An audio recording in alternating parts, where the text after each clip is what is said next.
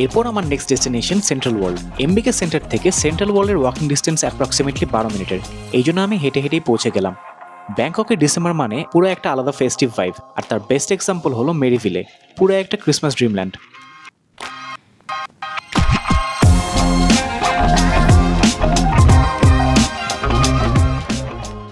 Guys seriously এইখানে আসার পর একদম উইন্টার ওয়ান্ডারল্যান্ড ফিল হচ্ছে, ইভেন দো আমি এখন থাইল্যান্ডে। এই 40 মিটার টল ক্রিসমাস ট্রিটা দেখতে অনেক অবিশ্বাস্য লাগে। এশিয়ার বিগেস্ট ক্রিসমাস ট্রিগুলোর একটা, আর ট্রাস্ট মি রিয়েল লাইফে আরও গর্জিয়াস। গ্রামের চাচাতো ভাই জীবনে প্রথমবার ব্যাংককে আসলে যা হয় আর কি।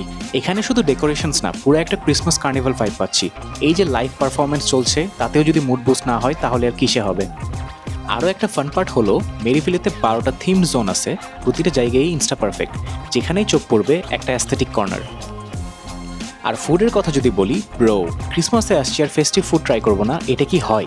এখানে একটা পুরো ইউরোপিয়ান স্টাইলে ক্রিসমাস মার্কেট আছে। Hot chocolate, churros, roasted nuts, everything একদম ক্রিসমাস মুভির মতো। প্রতি বছরই সেন্ট্রাল ওয়ার্ল্ডে ডিফারেন্ট থিমে Christmas and new year celebrate করা হয়। এই টাইমটাতে ব্যাংককে আসলে make sure to visit Central World to experience the real magic of Christmas.